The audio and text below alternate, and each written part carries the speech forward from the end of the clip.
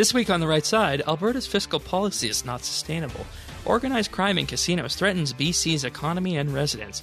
Over $200,000 for a federal budget book covered by the federal government, and the wildly varying stories on Andrew Scheer and the focus on sex appeal. This is The Right Side, episode 38, recorded Saturday, October 14th, 2017, The Scheer Identity.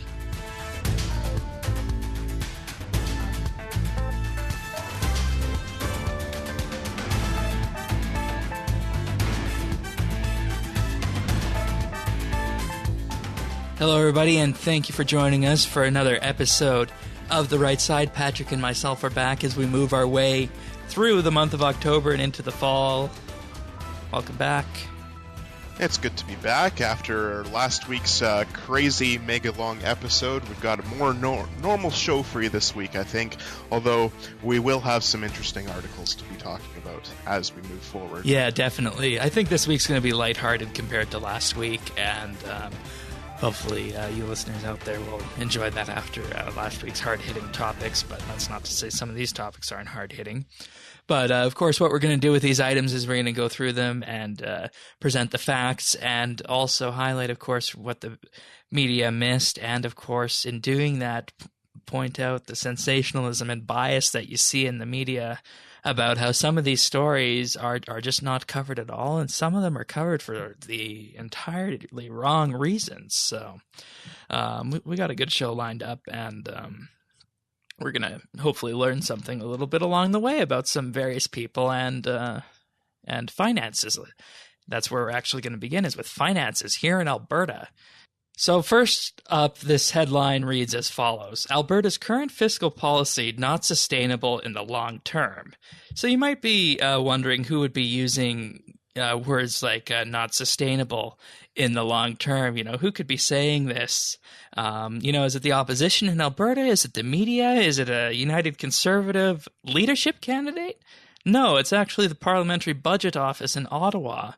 And what they highlighted here is that Alberta's gap between to achieve a balanced economy and a balanced budget sits at roughly $14.1 billion, or 4.6% of the GDP of the province.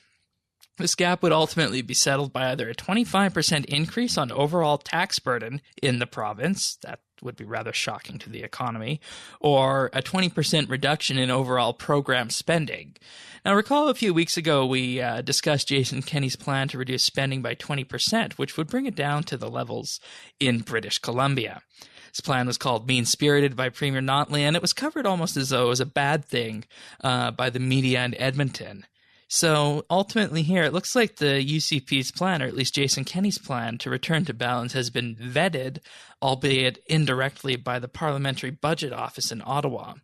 The report covers all the provinces, but it also goes on to estimate that for Alberta, the fiscal gap is responsible for most of the consolidated subnational government fiscal gap in Canada. And basically that means that if you look at the amount of fiscal gap that exists between deficit and surplus in all of the provinces in Canada, Alberta is the biggest culprit here, weighing in at roughly 92% or 0.84% of the Canadian GDP.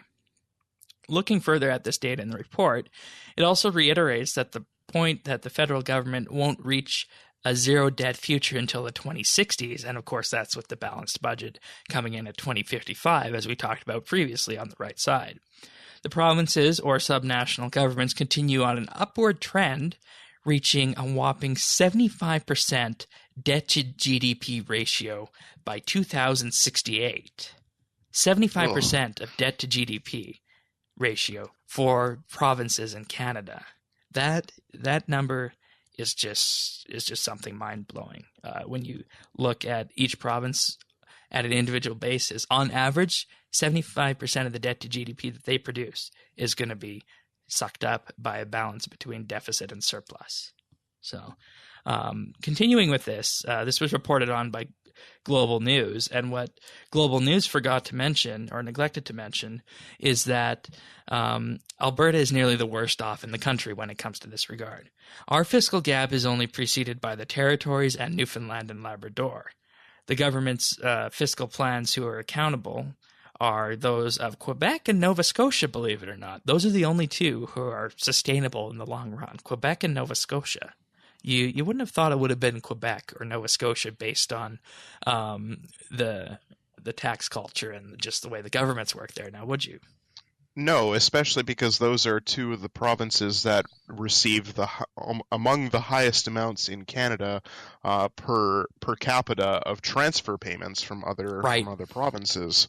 And that was also something else that was touched here on the report. It looks at each of the provinces and how much they receive in terms of transfer payments and what percentage of GDP their outward transfer payments also represent. And you can really see some of these provinces, specifically the territories who receive a lot of transfer payments, that they're as they should, right? Because that's the way equalization was intended to work. But on the other hand, you look at provinces like Quebec and their overall transfer payment use compared to the rest of their government isn't nearly as large as you would think it to be, but yet, boiling it down, they receive the most transfer payments in Canada outside of the territories. So this is an interesting report Alberta-wise because it also touches on interest rates and whatnot, which we talk about a lot here at the right side. And it basically shows that the short-term forecast is that between 2019 and 2022, the Alberta interest rates that we are paying on debt will be roughly around 2.2%. But when averaged from 2023 to the 2090s, we're looking at around a 4.5% interest rate, potentially, based on modeling on our debt. So as we always talk about when interest rates rise, that is definitely something that provinces and governments of all levels should be looking at, and why normal citizens should be concerned is because if a province or jurisdiction is spending on debt servicing costs by way of interest rates, then that's just less money that could be being spent on services and programs that people will be enjoying. So turning the page back to Alberta with this, the Premier feels that, quote, "This is an interesting academic exercise, and it has really no value in terms of projections."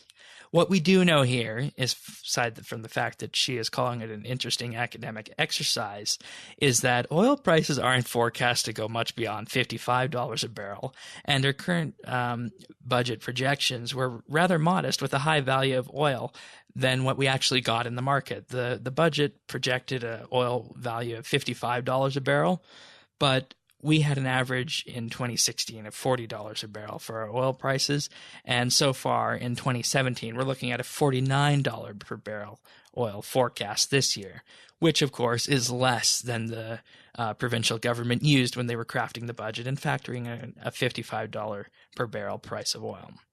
So with this, we also know that the current NDP plan, the province won't reach balance until 2024 if things continue on this path and we don't have any recessions or any other unforeseen economic missteps. And it's also worth noting, just before we finish here, that the last fiscal update that the province gave, we currently have a deficit of $10.5 billion here in Alberta. So that is, of course, contributing to this report. And, you got to look at the long term when you're looking at economics and ultimately trying to remove debt from such a large institution that is the province or even the country of Alberta. And when you extend it over such a long time, you can really see how bad these fiscal practices that the government is engaged in here. So leave it to the Parliamentary Budget Office to highlight something that was kind of glossed over a few weeks ago here on the right side, or rather in the media, and we covered on the right side. Yeah, and it's something that it's not really something that journalists really want to talk too much about, because when you're talking about fiscal updates and numbers, that's not really something that really excites the average Canadian, but it's really something that is important to talk about because it is such a huge impact on how people live their lives, how government governs, what they're able to spend money on, and how prosperous the province is going to become based on the amount of revenue that they can get. So it really is an important topic, and for the media to not be covering it, it's not a good thing at all. Yeah, and I mean, you can tell what was glossed over here because the Global News story didn't mention that this is responsible for 92% of the overall fiscal gap among provinces in Canada. And that's saying a lot Mm-hmm. when you look at other jurisdictions and whatnot compared to us. So that is something that definitely should have been mentioned. And it's this 92% number that really underscores how much of a big deal this should be to the government, economists, and the general population here. It's just needs to be reported in a way that is easily understood and easily able to be digested on the evening news, which, I mean, yeah, they talked a bit about the numbers, but it could have went a bit further. Mm. All right, what do we got for BC this week? All right, so the headline out of the Times Colonist and the other Vancouver papers like the Vancouver Sun, it was a very worrying headline, and it was organized crime is a viable threat to public safety in BC casinos, according to a government report. So a government memo that was obtained by a Post-Media Freedom of Information request shows that the level of governmental awareness of the foothold that organized crime, particularly from China, actually has in BC casinos. So the memo was sent to John Mazur, who is BC's Assistant Deputy Minister in charge of the Gaming Enforcement Branch, and it shows how much money laundering is going on in casinos and how it could pose a danger to both BC residents and the provincial economy.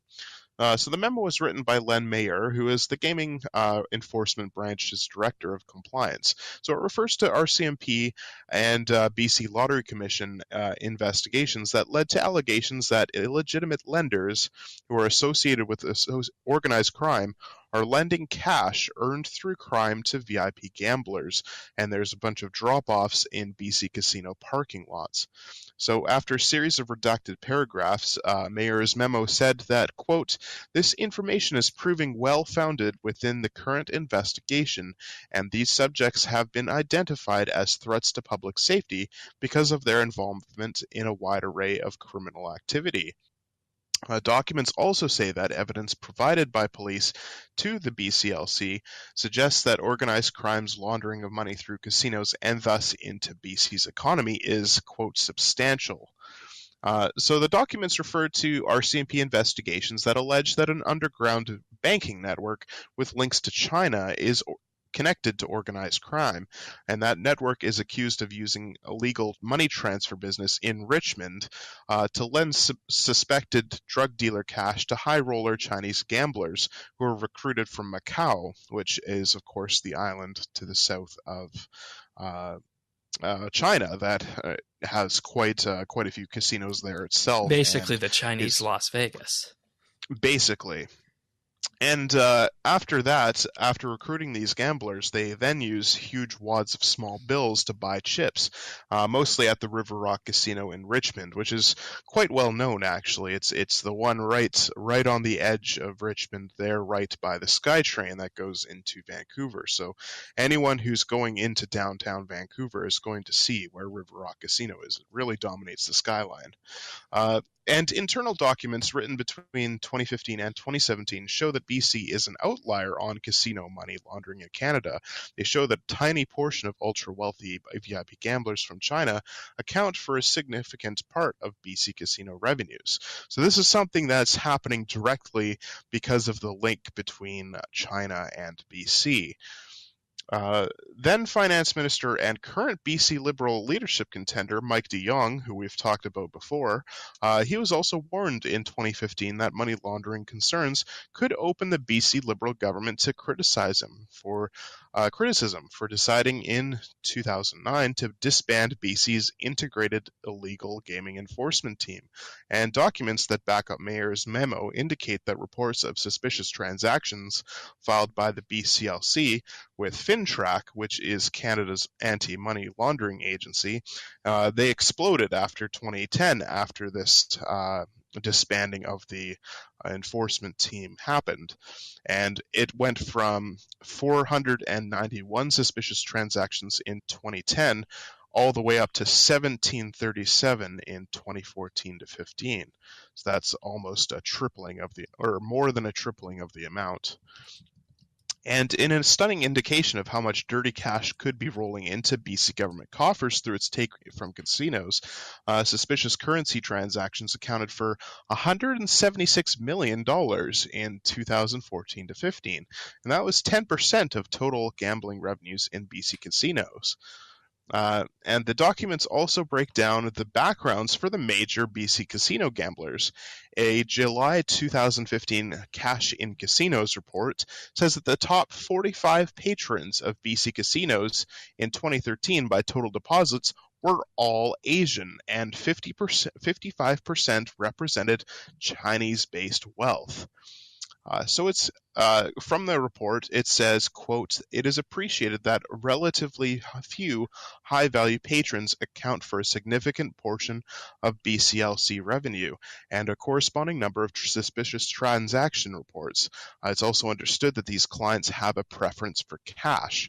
So despite all these red flags and despite knowing all about this all along for almost 7 years, in 2015, the Gaming Enforcement Branch advised that BC's government had to tread carefully because of the potential to cut government revenue. It also said, quote, "The impact on high-value patrons will need to be taken into consideration in the development of any measures to enhance the anti-money laundering due diligence." So it's really amazing how something like this could remain so quiet in the media for so long. And there's always the stereotype of casinos and organized crime, but for it to actually be happening in BC right under the watchdog's eyes, it's really a startling revelation. And for the government to be aware of this problem for over 7 years without doing anything about it because of potential impact to revenue, it's appalling. And one will wonder if the new NDP government will tackle the serious problem that this organized crime money laundering poses, or if it will follow in the footsteps of the BC Liberals and accept the money no matter where it came from. This is a really interesting story because it links into the Chinese inflow into the Lower Mainland, and 2 points on this. You mentioned organized crime and the profits relating casinos and the link between those two. But, if we're talking about this at the same point, you got to wonder at some point if the surge in Chinese housing investment in the Lower Mainland can have anything to do with this as well.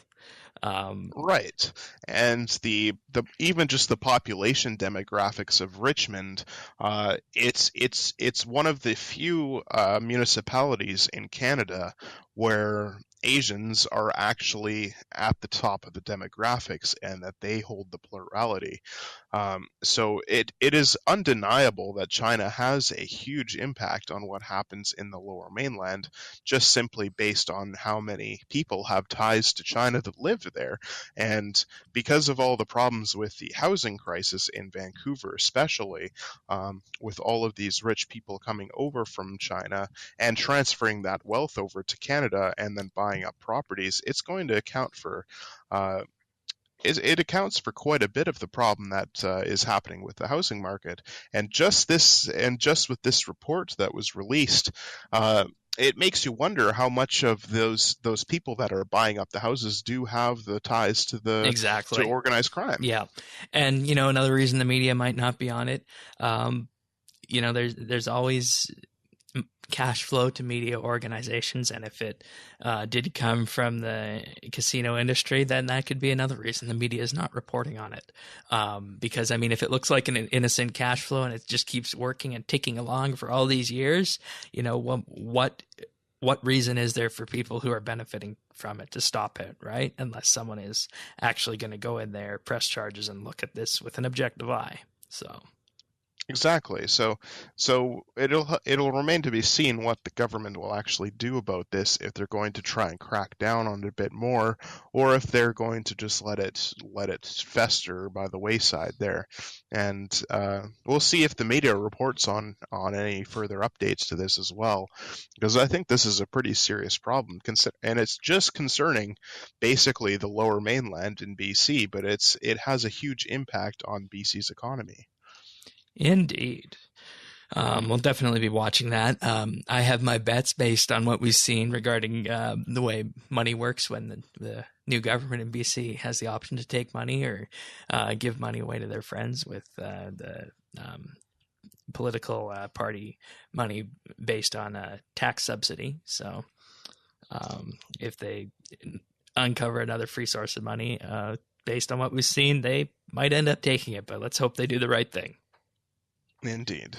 All right, so moving on to Canada right now. This one is a little bit obscure, and you might have your head scratcher on if you're thinking about it when you're hearing this. And this was a candidate for firing line this week, but we just got something that's even more absurd than this. So, each year when a government produces their budget, they also present their budget in a form that resembles a book. And this book is given out to members in the House of Commons, the reporters, and the organizations that are going to take benefit and have to work within the realm of the new budget. And it's in the form of a book. So it's like any other book. It includes a table of contents, indexes, figures, and credits and whatnot.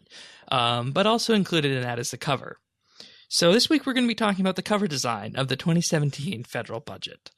So it was reported this week by the Blacklock's Reporter, which is what I can tell, an independent reporting group of reporters who report on Parliament Hill issues. And these reports that they do don't necessarily always make their way to the national media, but they do reveal amazing things. So this report was also subsequently picked up by the National Post after the Blacklocks initially broke the story. So what the Blacklocks wrote and broke is that this year's budget cover cost $212,000 and $234 to design. This huge sum of money also included $89,500 for talent fees and models posing as Canadians. The information was received through an access to information request, and getting the info, though, wasn't easy. Blacklocks ultimately ended up filing a formal complaint with the Office of the Information Commissioner in order to get access to the information after being held up for 6 months. So you can see the federal government really didn't want to give this information away about how much was spent. So delving into the request, it says that, quote, "The future of children is an issue that is central to the 2017 budget. That is why they are the focus of every visual."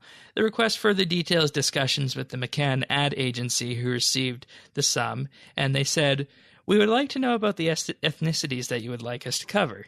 Asian, Native, Indian, Latino? There are 4 models, so we will have to choose." There was a young girl on the front playing an air guitar intended to convey fairness. The cover also included a boy with a cartoon bridge representing infrastructure, a woman in hiking boots with a cartoon laptop representing innovation and skill, and there was also an email exchange between the Prime Minister's office and the ad agency. And in this exchange, there was a rather interesting quote that said, "I vote glasses. Put me on Team Hipster." There is also a photo of a gray-haired man having his blood pressure checked, which was thought to symbolize a strong Canada, though one staffer described the facial expression as quite unsettling. This is the level of discussion that went into the 2017 budget document in terms of its cover, when in reality the government should have probably been more focused with looking at the actual monetary policies inside the budget. For comparison, last year's budget cover, the 2016 budget, cost $176,339, and that involved photographing 2 models as a mother and daughter.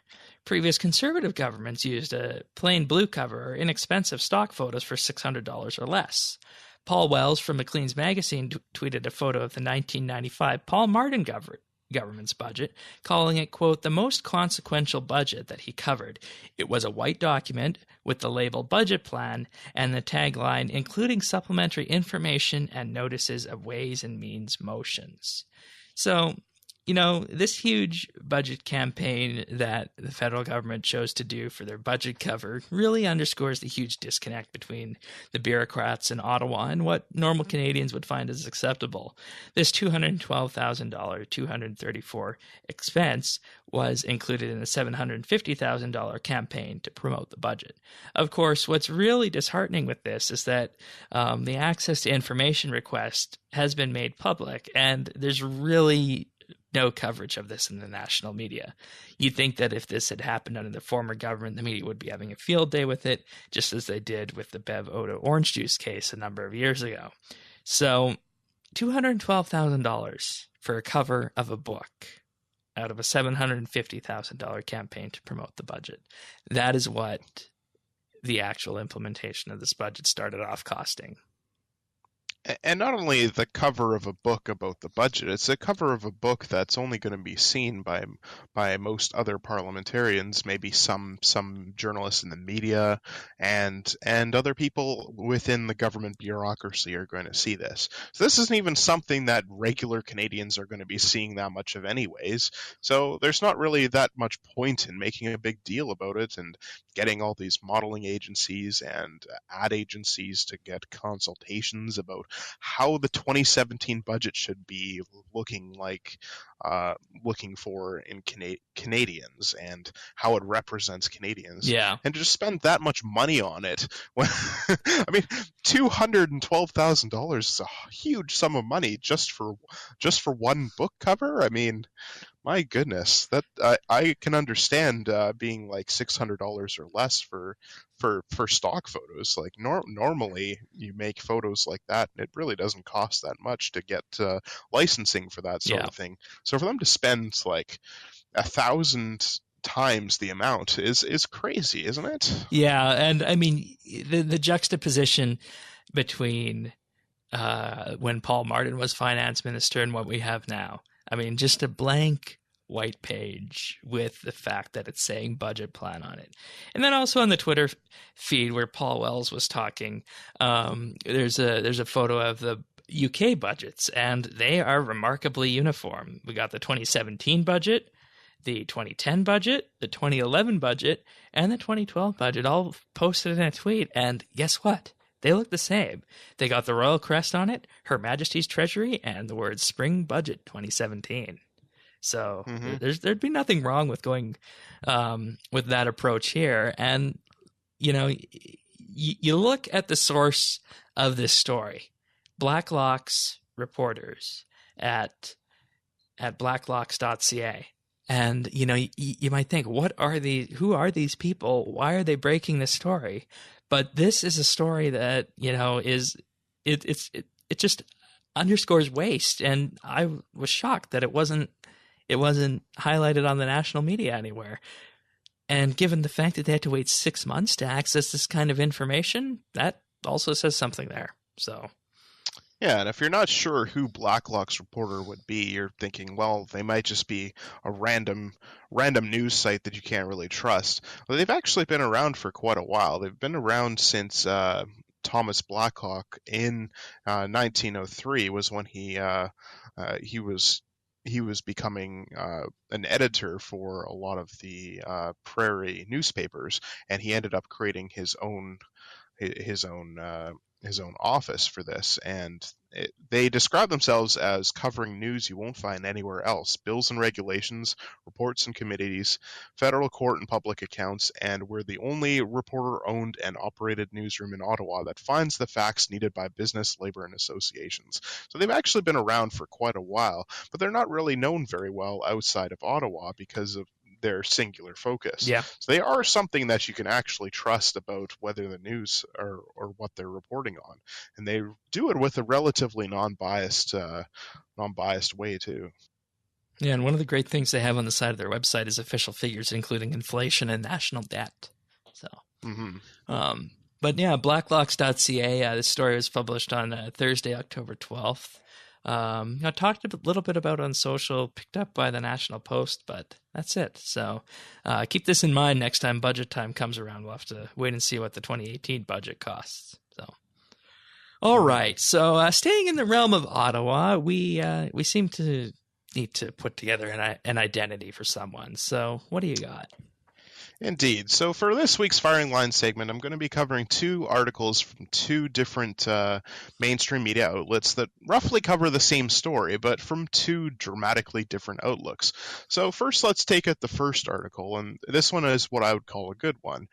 So this one's by Roy McGregor of the Globe and Mail, and I think I've talked about his articles before. He's generally a fairly non-biased writer and is able to convey the information needed in a relatively positive way. So he was writing about New Conservative leader Andrew Scheer and his ongoing search for his identity among Canadians. So he quoted, quoting from him, he says, Mr. Scheer arrived on the national stage almost completely unknown. To most Canadians, a nowhere man not sure where he's going to.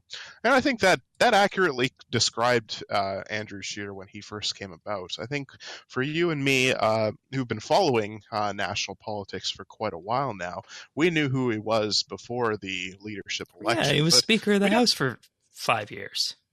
Exactly, but he wasn't really that well known, and we didn't really know that much about him. So I think it's fairly accurate to say that he was completely unknown to most Canadians.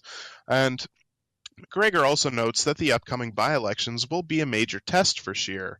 He writes, quote, slowly, oh so slowly, he has been coming into faint focus, but speed is now of the essence with two federal by-elections, both currently held by the Conservatives, slated for October 23rd, which you might be noting is just over a week from now. The Alberta seat, Sturgeon River Parkland, was previously safely held by interim party leader Rona Ambrose, and the Quebec seat, Lac Saint Jean, was held by retiring Member of Parliament Dennis LaBelle, who squeaked back into office with only 33% of the vote 2 years ago. Lac Saint Jean will be a major test for Mr. Scheer. And McGregor also notes that Scheer has kind of had a blank slate style of leadership, which he notes that appears to be modeled after Stephen Harper. Quote, the new leader began as a blank sheet that his party envisioned as filling with hope for a return to power in 2019. The governing Liberals, on the other hand, had hoped that the sheet would soon fill with deeply conservative stances that would largely turn off voters.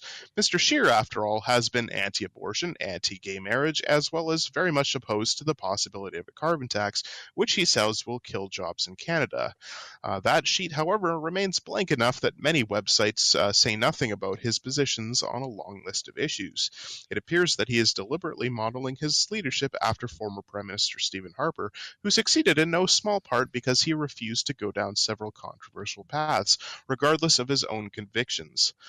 When Mr. Scheer was asked this spring about his stance on the legalization of marijuana, for example, his response was that both he and the party have to be, quote, realistic. Since he has become party leader, he has determinedly avoided such issues. It is impossible at this point to produce a comprehensive list of what he does and does not stand for. I think that's fairly accurate as well. I mean, he is all those things. He is anti-abortion, he is anti-gay marriage, and he's very much a social conservative, but he's also said that he's not going to bring a lot of those controversial issues to light in Parliament, and I think he has succeeded in doing so. The only controversial things that he's done so far has been railing against the government on their small business tax plans. He's been going against them on Omar Khadr, and he's been going against them on their immigration, which a lot of Canadians agree with, actually. Yeah, if you look at sentiment polls that have come out recently, you'll see that. Mm-hmm. And it also notes that while this blank slate of Scheer is excellent for deflecting controversy, it also makes it so that Canadians are having a hard time deciding what to think about Scheer. So the article is talking about a story of Scheer at his son's football game and where he's talking with other parents. So from the article, he says, quote, well, Scheer tells an immigrant doctor from the United States, I'm the leader of the opposition in Parliament, and in the next election, if my party wins more seats than the other parties, then I would become Prime Minister. She listens patiently along with her husband, and her eyes grow wide with curiosity. But, she says, you're too nice and quiet. If this was America, you'd be a lot louder. And she slams her fist into the open palm of her hand, laughing. Blushing, Mr. Scheer laughs along with them, but he also knows that she is right. The election is 2 years away, but it begins right now for me, he tells the two doctors. I have to get out more. I have to work on name recognition. So that's just one part of the article there. And there's more, of course. I mean, it's a very long article and it's quite well written. And it's all about Scheer's struggle for identity and a bit about him so you can get to know him and his positions better. And so you can find the link in the full show notes at rightsidenews.ca. So, but now let's turn to the other article, one that's so ridiculous it's hardly worth noting, except that it came from another huge mainstream outlet, the National Post. So right from writer Tristan Hopper's headline, I was rolling my eyes, and it screamed, quote, Andrew Scheer's sex appeal, how the Tory leader stands up against two world-renowned political hunks. In a Westminster first, both of Andrew Scheer's rivals for power have attained international acclaim for their looks and style sense. Oh, but it actually gets worse because it actually has a caption of the new NDP leader Jagmeet Singh with Scheer and Prime Minister Trudeau in the middle that states, quote, Canada's three main federal party leaders, two of which have received praise for their looks. So at this point, you have to think it has to be satire, right? And yes, it probably is satire, but it's kind of hard to tell at first glance. And with all the misinformation spreading around about the media about Singh, Scheer, and Trudeau, wouldn't it be better to have a more informational approach about this sort of thing? But let's point out some of the more ridiculous quotes from the article. Quote, just this week, for instance, newly minted NDP leader Jagmeet Singh was disparaging the luxurious hair of Prime Minister Justin Trudeau by claiming, I have more hair and it's longer and it's nicer. In the interest of balanced coverage, the National Post presents this semi-scientific guide to how Scheer may hold up in Canada's emerging struggle for prettiest party leader. So it mentions that, quote, Andrew Scheer is a giant. He is 6'4", far taller than any current world leader of note, and slightly taller than Abraham Lincoln, still the tallest president in U.S. history. And society's preference for taller men is well known. They make more money, get more sex, and are more likely to be trusted by strangers. And here's another one. Quote, aside from personal hygiene, the number one trait that women seek out in an online dating sites is a keen grasp of good grammar. This according to a 2015 survey by Match.com, which found that good grammar on dating profiles outranked even confidence and straight teeth in increasing male desirability. According to a Conservative staffer on Parliament Hill, one of Scheer's most attractive traits is his keen interest in etymology, the study of word origins. And people are interested in this? Yeah, and it's even funnier. Here's another one. Trudeau enjoys boxing, running, and making strenuous yoga poses in public. Singh has a taste for high fashion suits, submission wrestling, and is known to leave his top button undone on hot days, allowing his ample chest hair to billow forth. To date, Scheer's the only one of the three to not have been photographed in the act of lifting weights. While undoubtedly exciting, testosterone-heavy traits can be very intimidating on first date, and for good reason. And here's the last one. A May study out of Britain's University of St. Andrews found that people are more likely to prefer mates that they're familiar with. Scheer has a clear advantage in this department since there are exponentially more Canadian men that are not GQ magazine material. So it's really kind of amazing how this whole article's premise is to make a joke out of the clear, quote, sex appeal writings that have been going around about Singh and Trudeau.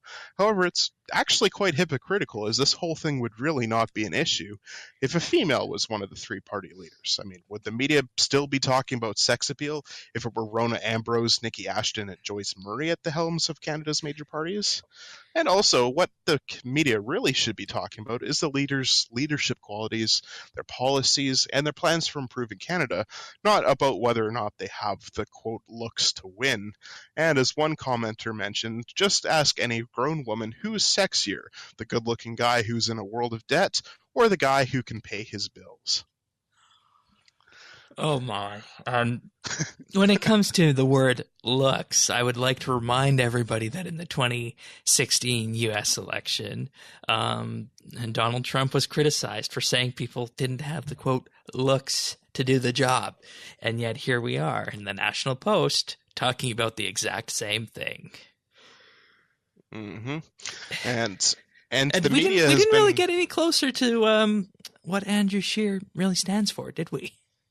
No, we really didn't. And in the first one, the Globe and Mail article, it actually goes into a bit of Scheer's history, his parliamentary voting record, and it talked about what he actually stands for. With this National Post one, all of it's talking about is just this almost this garbage tabloid journalism that you see on the stands of grocery store stands when you're waiting to pay for your groceries.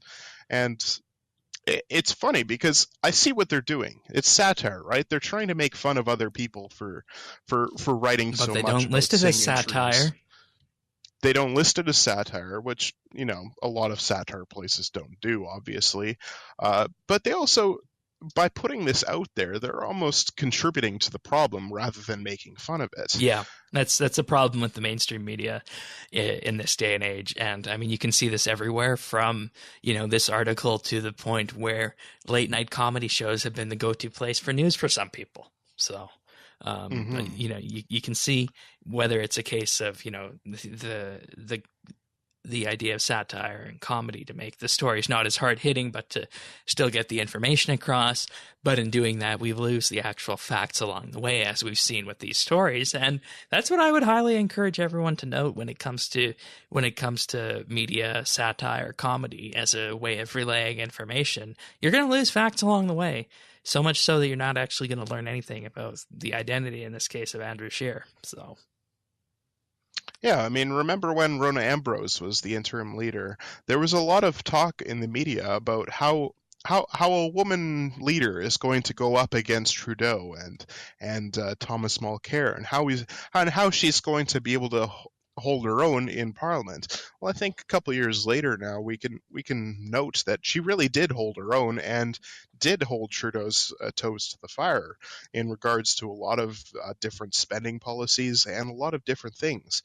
And now that they're just heading back, now that we've got Singh as the leader for the NDP, and now that Scheer is the leader for the Conservatives, it's almost like they're going right back to their old things and their old standbys in the media, and it's really discouraging to see that the media would still make note about this, and it's really just exacerbating the problem about how little people know about what their politicians actually believe in. Yeah, I thought it was supposed to be 2017, and we were supposed to be beyond all this. Exactly, right? We're supposed to be in the era of gender neutral cabinets and more equality, and apparently not. I mean, apparently we're seeing this in the media that we're still not at that stage yet. Yeah. Anyways, as I said, that was going to be a bit of a head scratcher for Firing Line. But in any case, that leads nicely to our word of the week, which is balance. And balance is defined as stability produced by an even distribution of weight on each side, equiposed between contrasting, opposing, or interacting elements.